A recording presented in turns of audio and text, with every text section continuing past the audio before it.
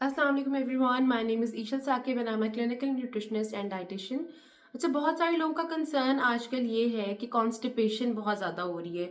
इस मौसम में जनरली भी ये होता है कि ह्यूमिडिटी इतनी ज़्यादा है, हमसे कुछ इस तरह के खाने भी खाए जाते हैं।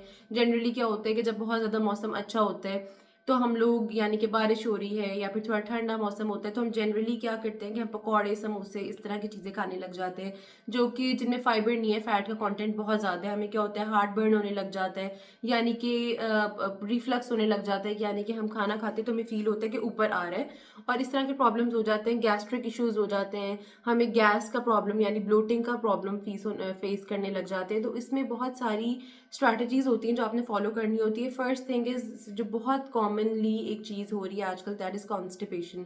और कॉन्स्टिपेशन एक बहुत मेजर कॉज है हेमोरॉइड्स का, यानी कि जो बवासीर जिसको कहते हैं, यानी कि जिसमें आपके रेक्टल ब्लीडिंग स्टार्ट हो जाती है। आप स्टूल पास करते हैं, वॉशरूम में जाते हैं, स्टूल पास करते हुए आपको ब्लड आता है, तो that is also because of constipation. ये कॉन्स्टिपेशन एक बहुत मेजर अंडरलाइन कॉज है हेमोरॉइड्स का। इसी तरह ही अगर आपको कोई और कॉम्प्लिकेशन सा, वेट प्रॉपरली रिड्यूस नहीं हो रहा है, इसका मतलब है मेटाबॉलिक रेट आपका स्लो हुआ है, यानी कि आप कॉन्स्टिपेटेड हैं, आप उस तरह से बाउल मूवमेंट्स नहीं हो रही आपकी बॉडी में, आपकी बॉडी उस तरह से फ्लश आउट नहीं कर पा रहा टॉक्सिन्स को, और जो वेस्ट है उसको उस तरह फ्लश आउट नहीं कर पा रहा, उसकी वजह से डिले हो रहा है आपकी बॉडी के अंदर ही है सब कुछ, और फिर वो जो है ना वेट लॉस नहीं हो पा रहा।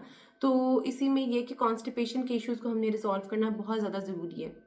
इसमें हम रिकमेंड करते हैं कि आप फाइबर रिच फूड लें।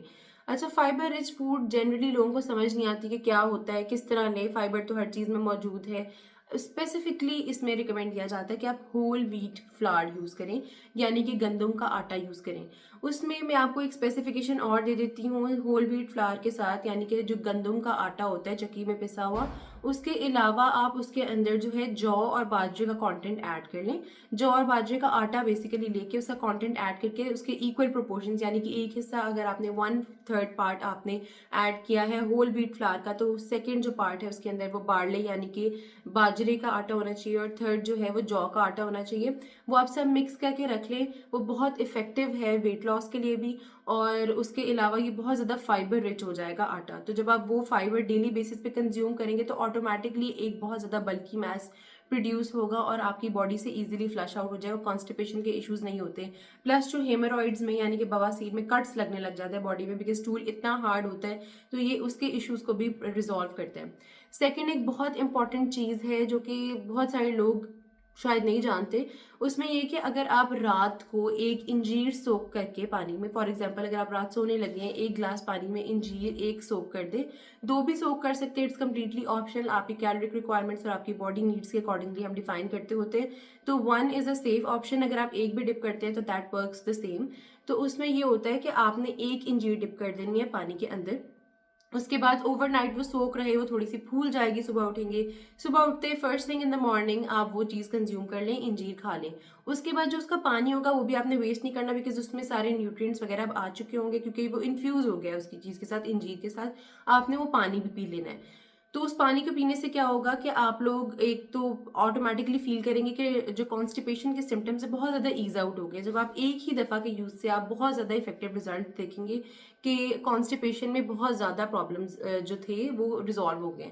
अच्छा, एक और चीज़ है, बहुत सारे लोग अब हो जाते हैं लेग्जेटिव डिपेंडेंट भी हो जाते हैं, यानी कि कोई भी लेग्जेटिव्स हैं जो स्टूल को सॉफ्ट करने के लिए जो मेडिसिन होती हैं वो हम लोग बहुत ज़्यादा लेने लग जाते हैं रेडिली। उसमें ये होता है कि हमारी बॉडी डिपेंडेंट हो जाती है उन पे, यानी कि फिर उसके बाद फ्यूचर में जब हम वो लेग्जेटिव्स नहीं कंज्यूम करते तो हम स्टूल नहीं पास कर सकते। तो उसमें सबसे इफेक्टिव तरीका यही रेमेडीज हैं जो मैं अब आपको बता रही हूँ। एक तो whole wheat flour, whole wheat bread, इस तरह के आपने होल व्हीट यानी होल ग्रेन्स लेने, ताकि आपकी बॉडी में फाइबर ज़्यादा हो। सेकेंड चीज़ जो है वो इंजीर आप डिप करके पानी में लाजमी लेंगे। और इस तरह की स्ट्रैटेजीज मैं आपको और भी बताती रहूंगी कि आप क्या क्या फाइबर रिच फूड्स ले सकते हैं, ताकि जो आपको सूट करता है आप वो स्ट्रैटेजी ऑप्ट कर लें। Hope this video help you. अगर आपके कोई भी सजेशन